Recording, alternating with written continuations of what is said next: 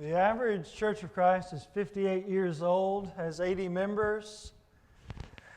There are 1,136 Churches of Christ that are more than 100 years old. The average church plant, a church plant, 68% of church plants last more than 4 years. And according to what I read, 86 Churches of Christ closed their doors last year. What is the history of this congregation? If you look back 10 years, is it trending upward in attendance and good works, even or declining? And can we extrapolate from that what the next 10 years might hold if the Lord delays His coming? If we continue on our present trajectory, where will we be in 2034? And what does God want us? Where does God want us to be? Now, there are different factors that contribute to that line or that trajectory or that decline, but a lot of it has to do with our comfort level, our willingness to work, our involvement. You may remember from reading the Old Testament that Mordecai talked to Esther in Esther 4 when the Jews were threatened by Haman, and he said, "Who knoweth whether thou art come to the kingdom for such a time as this?" And he convinced Esther, who was a Jew on the throne beside King Ahasuerus, that he did not know she was a Jew, and he convinced her. Mordecai convinced her to go in and talk to the king. Now the danger of that is if the king did not call her in, then he could have her executed. You didn't interrupt the king. But she said, "I'll do it. And if I perish," this is verse 16, "if I perish, I perish. I'm willing to put my life on the line to save my people."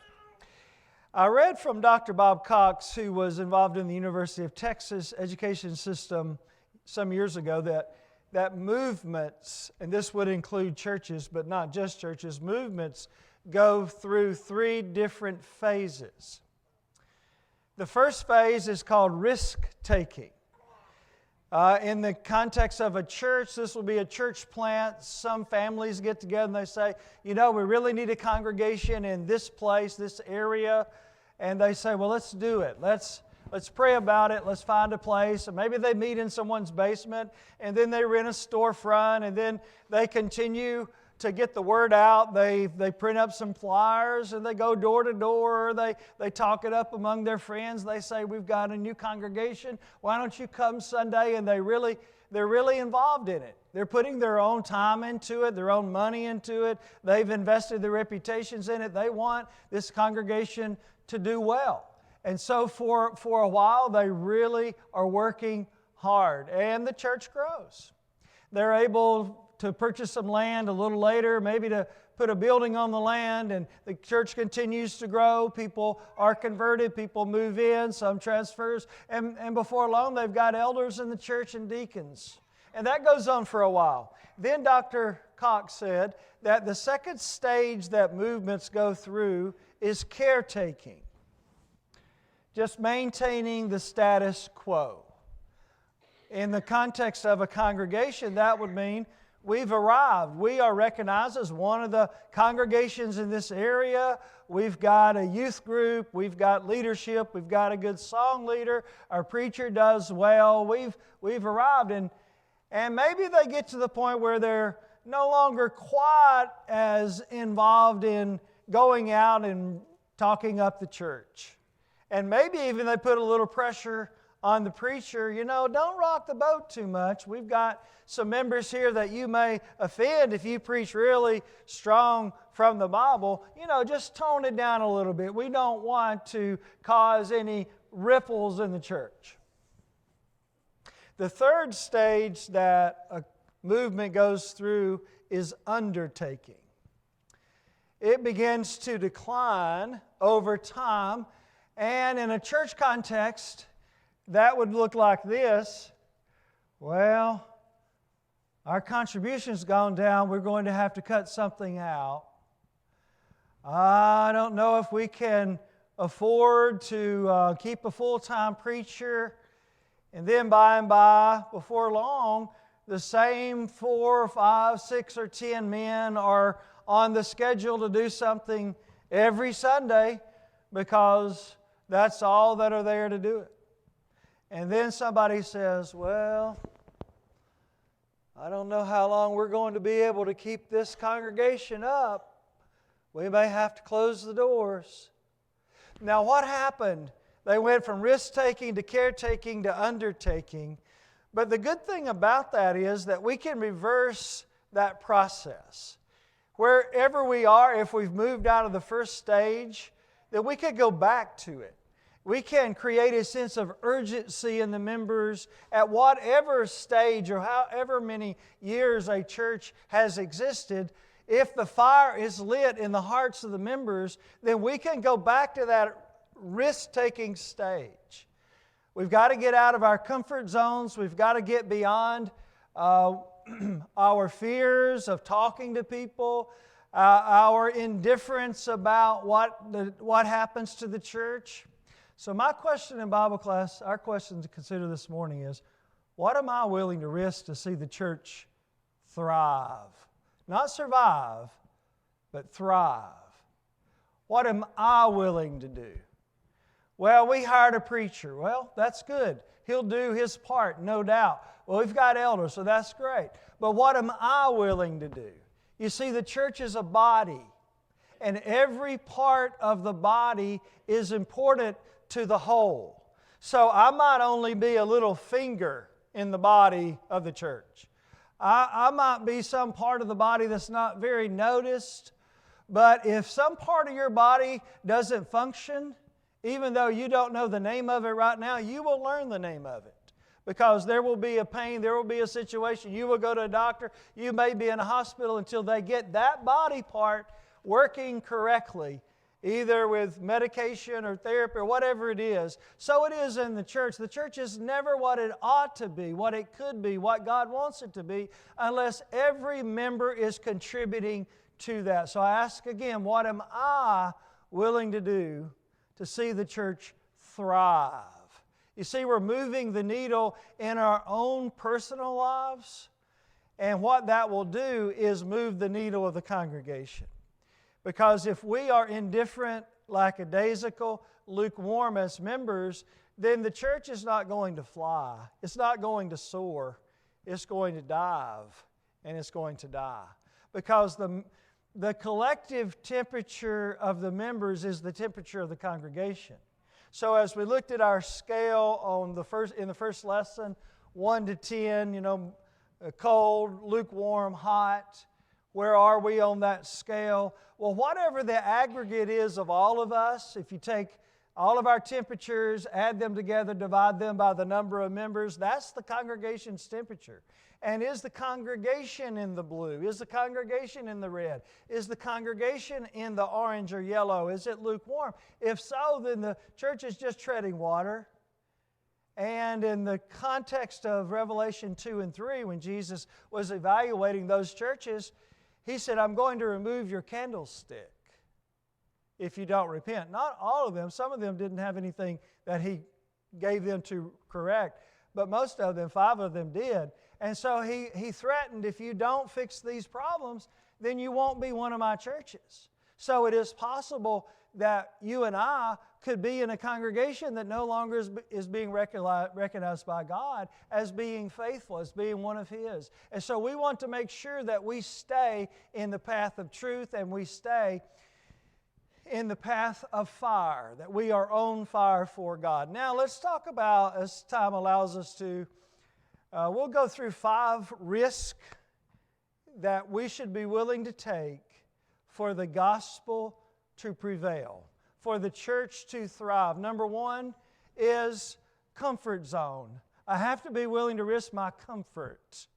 You know, we live in a comfortable society. People like to wear comfortable clothes. People like to have comfortable shoes. People purchase comfortable furniture and beds. People want comfort in their office situation, wherever it is that they work. Well, comfort is fine so far as it goes, but comfortable is not the way to change the world. People who change the world have to work. People who change the world get out of their comfort zone. They stretch themselves. They learn new tasks, how to do new tasks. They find themselves constantly stretching themselves to see what they can do. Let's go to Luke 15 and spend a few minutes in the lost chapter of the Bible. It's lost not because it ever was out of possession of humans and later put back, but it's lost because the content of it is about a lost sheep, a lost coin, lost boys. Parables of Jesus. There are 37 parables of Jesus in the book of Luke. And about 18 of them are unique to Luke, including the ones in Luke 15. You can't read a parallel passage in Matthew, Mark, or John for what we're about to read. Everything we know about these stories is found here in Luke 15. So I want to read the first parable with you. Notice the context of it in verses 1 and 2. You have two different kinds of hearts, and you have these in every congregation, every situation where the Gospels are preached, especially when it's preached over television, radio, or where there's a mixed audience of some Christians and non-Christians. You have good hearts, which the publicans and sinners had, because they assembled to hear Him. They wanted to learn and grow. Verse 2 says that the scribes and Pharisees murmured. They came, they were there, but they were not interested in learning and growing. They were looking for something to complain about. They were looking for some accusation to make against Him. So I examine my heart every time the Word of God is preached. I want to have a heart that's open, that says, teach me, help me learn, help me grow. I want to do better. I want to be ready to meet my God in judgment. So we have the choices there in verses 1 and 2. Now, beginning in verse 3, Jesus begins these parables. Verse 4 is the parable of the lost sheep. And I'll read it with you, and then I would like to notice with you 7 ideas here, because you have 7 contributing facets to winning a soul. This would be most applicable to bringing back a Christian that's fallen away. But it also applies to souls that have wandered away from God just in their lives. And I'll give you this as a preview. We won't, I don't think, be able to talk about the whole chapter today, but let me give you the 4 ways that people get lost, because they're revealed to us in this chapter. And it helps us to understand how people got where they were so that we can help them get back where they need to be. The mindset that contributed to their condition is a mindset that needs to be changed so they can come back. So here are the 4 ways. Number 1, the sheep just wandered away. He was out grazing one day, and he sees a tuft of grass, moves over there, and then there's another one farther out, he moves over there. So he just wanders around eating, maybe walking over to some water to drink at some point. And then toward the end of the day, he looks up and where is everybody? He's all by himself. And from what I've read about sheep, they don't have a good sense of direction. They cannot find their way back. So if he's going to get back, someone is going to have to find him. He just wandered away. What does that represent? That represents a person that did not have any hatred toward God. They did not deliberately say, I want to go and enjoy the pleasures of sin. They just sort of wandered away. It sometimes happens when young people grow up in a congregation, in a good family, with good Bible teachers and a good youth group, but they go to college, and they're away from everybody, and they're in a different environment, and there are temptations and challenges. They make new friends, and they continue going to church services for a while, but it's less frequent, and then it's only when they come home to visit mom and dad, and they go on Sunday while they're there, but then when they go back, they just sort of wandered away. They didn't mean to. It just happened. A second way that people get lost is the way the coin got lost in the next parable. A coin is an inanimate object. It doesn't lose itself. So it was lost by its owner. It was lost by the woman who had 10 coins. What does that represent? That represents a person in a congregation who is offended, who is injured or hurt by another member of a congregation. And sometimes that happens. Sometimes we can wear our feelings on our sleeves, and we can be offended by the least little thing. And I might say this. If the boss chewed you out at work right before you got off and you went home upset, would you kick the dog when you got home? What did the dog do to you, right? I mean, the boss is the one you're upset with. So, did God do something to us? Did God hurt us, injure us, offend us? No. Well, why am I taking out my angst against someone else against God? He will never do anything but the best thing for me because He can't, because He is 100% love. So, I'll say that, but the reality is that sometimes people are offended and hurt. And Jesus tells us, be careful about that. Matthew 18:3, better for a millstone to be hanged about the neck, cast in the depth of the sea, than offend one of these little ones. So be careful not to set a bad example for someone. Be careful not to speak in anger towards someone and say something out of the way. Be careful not to, we understand that. But if it happens, don't let it offend you. Don't let it drive you away from the Lord. But some people do. So some people get offended by someone else. Someone else is the cause for their wandering or leaving. Number 3, the prodigal son shows that people get lost intentionally. His mind was already in the far country before he ever asked his dad for the money to go. He already had that plan. Not many days after he got that money, he left because he wanted to enjoy the pleasures of sin for a season. And he deliberately left his father. And he went and he spent all of his money, and then he came to himself and he came back. Thankfully, he came back. Most prodigals never come back because the far country has a way of keeping us there. The far country has a lot of bad habits. It has people that we meet and become friends with. It has a person often that we marry that's not a part of the family of God. And then it's harder and harder to come back from that. But the prodigal came back, and thankfully, we can come back. The 3 things that the son lost when he was there: he lost his money, he lost his self-respect, and he lost his relationship with his God. What did he not lose in the far country? He never lost his father's love. He never lost his memories of home. And he never lost his ability to go home. Those are 3 things that God grants us, even in the far country. The 4th way that a person gets lost is they don't even know they're lost. They're lost in the pew. And that's the elder brother. See, the first 2 parables teach the way that the scribes and Pharisees should have been. And the last part of the 3rd parable teaches how they were. This is the picture of the mirror saying this is what God sees when He sees you. The bad attitudes, the criticism, the injustice. Well, now we go back into the first parable of the wandering sheep, how he got lost. But how do we bring him back? All right, well, here are the verbs or the key words, and there's 7 of these. And what we take from this, if we're going to help the church to grow, if we're going to help the church to thrive, these are the 7 components to that. All right, number 1, let's begin reading in, let me just read on the screen with you.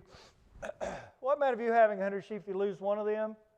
Doth not leave the 99 in the wilderness to go after that which is lost until he find it? What percent of loss is that?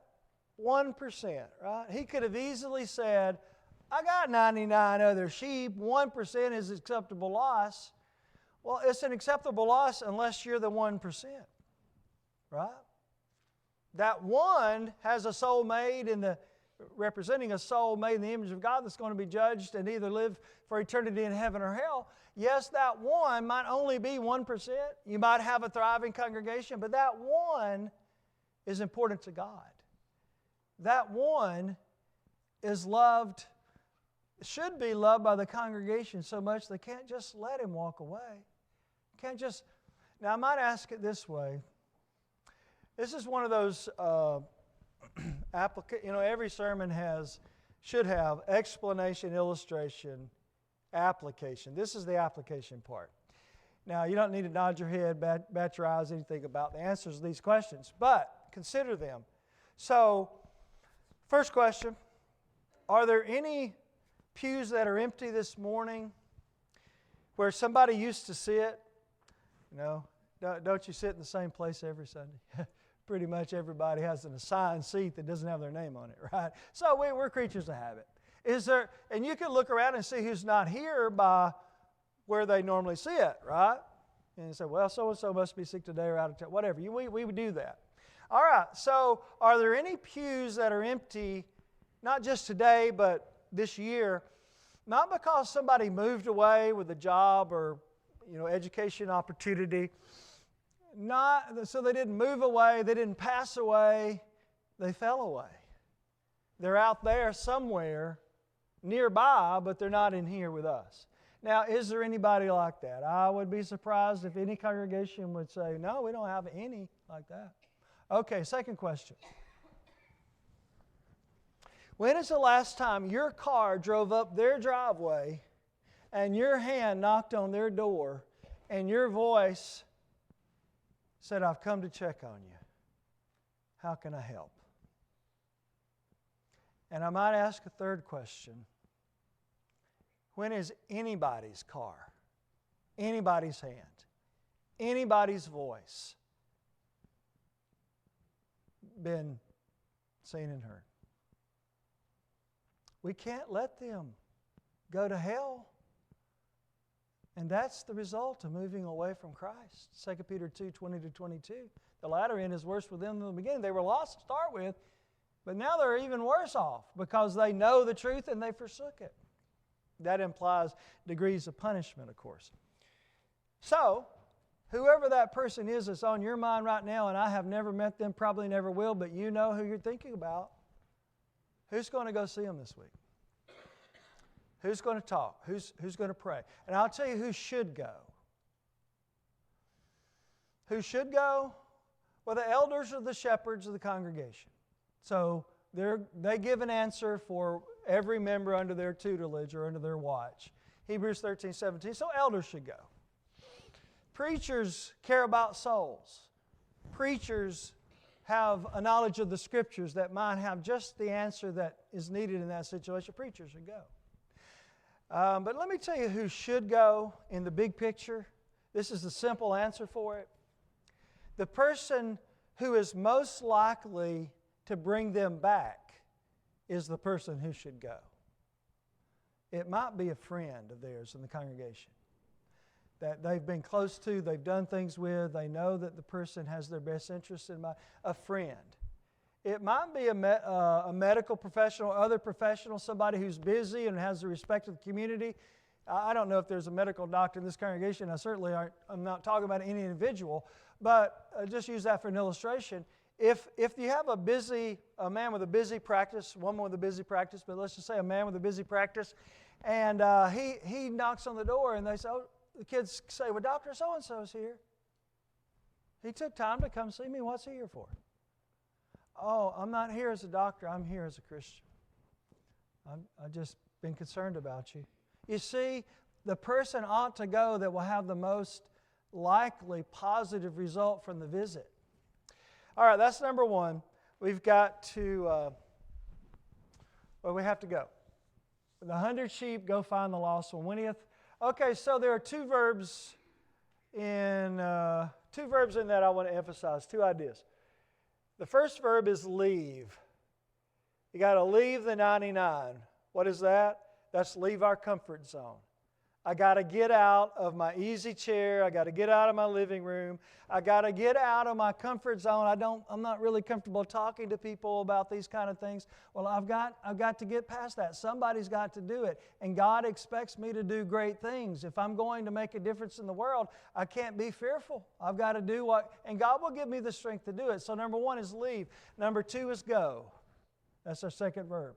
Leave our comfort zone. Go where the lost souls are. Wherever that is. Cross the street, cross town, cross the world. We go. We have to go. What is the message of the gospel? The Great Commission, go ye into all the world, begins with go. Go into all the world and preach the gospel to every creature. He that believeth and is baptized shall be saved. He that believeth not shall be damned. Those are perhaps the 30 most important words Jesus ever said. Have you thought about that word gospel? Gospel. The gospel begins with go. You know, that reminds us that it doesn't take itself. We have to go with it. The last 2 letters, E-L, what could those represent? How about everlasting life? That's the purpose of the gospel, isn't it? To get us to heaven. So go, everlasting life. But what about the middle 2 letters, S-P? What would those represent? How about some person? Some person taught you the gospel. Maybe a parent. Maybe a friend. Maybe a stranger knocked on your door or struck up a conversation in an airport somewhere, but some person brought the gospel to you. And whoever that person is, you have a very special place in your heart for them.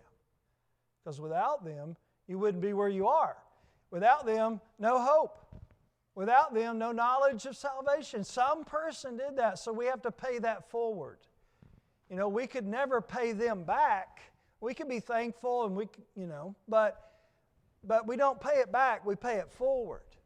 We do what someone did for us for someone else. That's how we repay that debt. And that's Romans 1:15. Paul said, as much as in me is, I'm ready to preach the gospel to you who are at Rome also. As much as in me is, I'm ready to do it. I'm always ready. All right, so that's the second verb, which is go. Third verb, or the third key, is stay. And this one I think is significant. I keep wanting to read in my Bible. I forget it's up here. He hath found it, and go after that which is lost. The word until is our next key word. He doesn't go and say, well, I tried. He doesn't go up to that house, knock on the door. Nobody's home. Well, I tried. No, he keeps going back until somebody's home. He stays in the wilderness until he finds the sheep. Remember, the sheep got lost by wandering away. The shepherd doesn't know where the sheep is. So he thinks, well, I think I saw him going maybe this direction. So he goes out there and he goes down in one valley, and maybe he looks behind this, thick area of brush. No, he's not back there. So he stays out there saying, well, I don't know where, it's not here, but where could he be? Maybe he took this other route. So he goes over there. He stays until he finds the lost sheep. That's the fourth verb, which is find. Finally, he sees a little white patch. He said, I wonder what that is. And so he gets over there, maybe around a bend, down a hill, but he gets there. Oh, look, it's him. It's my sheep. I hope he's alive. I hope the predator didn't get him. And so he gets down there and he hears the bleating of the sheep. He says, oh, yes. So those are the first four verbs. Fifth verb is support. He lays it on his shoulders. He doesn't kick the lamb all the way back to the flock saying, you should have come out here. You caused me a lot of trouble. I'm upset with you. And he drives. No. He picks that lamb up. The sheep's probably worn out, He picks him up, puts him on his shoulders, and he carries the sheep all the way back to the flock. That represents, in a church context, support for new Christians and returning Christians. What does the church do for new Christians? Whatever it takes to keep them faithful. Whatever it takes. We have a class for them. We invite them over to our house to eat. We get to know them. We befriend them. We check on them. We teach them further. We give them materials. We are constantly involved in their lives trying to help them to get up to speed. You know, what is this about the Lord's Supper? We know their first Sunday, they got to understand that. What is there that sermon was about? I didn't get that. So somebody takes time to say, well, what he was saying was, let's go over this again, because that's pretty deep water. And this, new members, all of us would struggle with it. But here's what he's saying. So you just continue support. Put them on your shoulders. Carry them the first, month, 6 weeks, year, whatever it takes to get them on their feet where, they're good, they're steady, they're ready. The next one is rejoicing. Rejoicing. There are 3 levels of rejoicing in this story. There's the individual level, which is the shepherd and the sheep, both rejoicing because that which was lost is found. Second level is that the shepherd communicates to his friends and neighbors when he gets back, I found my sheep. So the whole community is concerned. They're invested in this and they're saying, did you find it? He comes back, yes, I found it. He's alive. Everything's good. So there is a rejoicing at a community level. That's the church level. So someone is baptized into Christ. Certainly they come up out of the water rejoicing like the Ethiopian did in Acts 8, 37 and 38, 39. And the one who taught certainly is rejoicing. Oh, this is the greatest feeling in the world. But then the congregation rejoices. That probably goes out pretty fast if it's not a church service time by social media or text, whatever. The congregation already knows, but we certainly rejoice on the Wednesday night or the Sunday, the following church meeting time. Well, the whole church is, I can't wait to meet this person. I'm so excited. This is great. The church is growing. We're just, boy, I love this church. That's the attitude. And then the third level is the heavenly level. There's rejoicing in heaven over one sinner that repents. So 3 levels. And if you mark in your Bible, the next time you read Luke 15, go through and mark joy, rejoice, and merry. Your lines will go all the way through the chapter, because it's a chapter about rejoicing. All right, then the last one is communication, which I just covered, but communication is involved. We need to communicate. All right, I need to go and move forward. So let's talk about number 2. What should I be willing to risk? My comfort zone? Here am I, send me, Isaiah 6:8. Number 2, I should be willing to risk my reputation.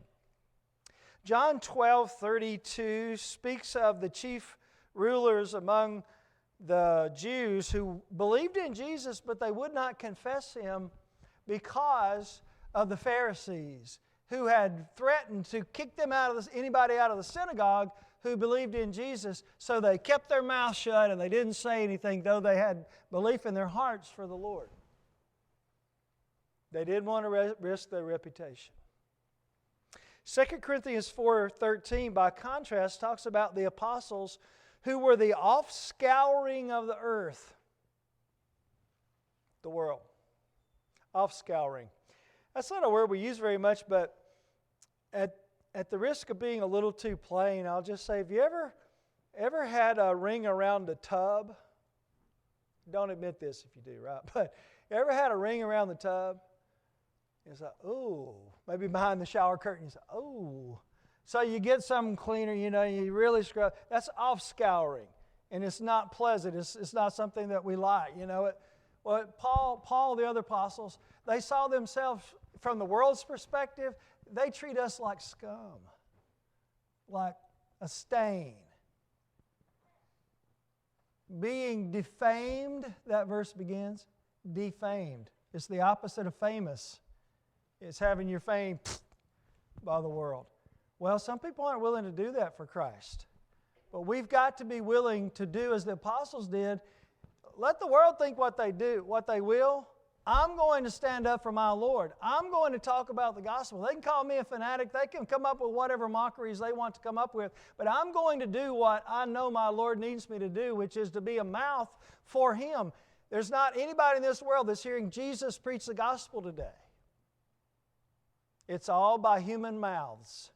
There's nobody who's going to be saved this week that Jesus sat down at a table with in order to teach them the gospel. It will be one of His servants that sat down at that table to teach the gospel. That's the only way it happens today. So I have to be willing to risk my reputation. Somebody says, well, if I talk to my friend about the Bible, she might not be my friend anymore.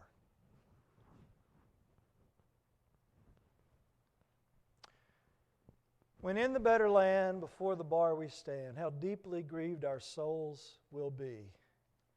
If any lost one there should cry in deep despair, you never mentioned Him to me.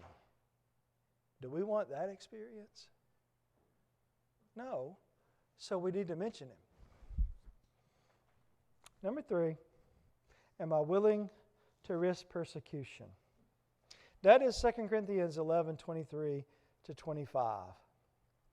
And number 4, am I willing to risk my life? Acts 17:46. These are men who have hazarded their lives for the gospel. I will end with an illustration. I hope that it resonates with us, because all these lessons, all these points just go back to the same thing, which is I've got to be personally invested. I've got to be willing to take initiative and ownership of the church. It's not they and them, it's we and us. I've got a part in this. All right, so the illustration. I did a gospel meeting some years ago, and a farmer invited me out for a meal during the meeting. I had met him before. I think he had come to PTP, but I didn't really know him. But I accepted the invitation and was glad to do it. We went down this long dirt driveway to this old country house in the middle of the fields. Went in and had a good meal. But I could tell he didn't feel well. And he had lost weight since I had known him, seen him at PTP. And over the course of that meal, we were talking about, as you do, making conversation. And his health came up. So he said, yeah, I'm really struggling. He had been going, I believe it was Africa, but some mission field, as a farmer. He had been going to teach them how to farm, and then he would teach the gospel. And he had made several trips. But on one of those trips, he contracted something. He came back, he got really sick, went to the doctor, specialist, they kept bouncing him around. Ended up with a contagious diseases specialist, I think. But they couldn't figure out what it was he had. And he told me, and that's the last time I saw him, at that meeting, he told me at that meal, he said, if they don't figure it out, I'm going to die. But you know what else he told me? You know where he was planning to go? Back to the mission field. He was going back. Romans 9:3, Paul said, I would be willing to be lost, that my brethren, my kinsmen according to the flesh, were saved. I've never reached that level of risk-taking or of love. But we ought to get as close to it as we could. It's not possible to do that. You can't take somebody else's place. But Paul said, I'd be willing to if I could. All right, so what am I willing to risk to see the church thrive? Thank you for your attention. We'll be dismissed until worship.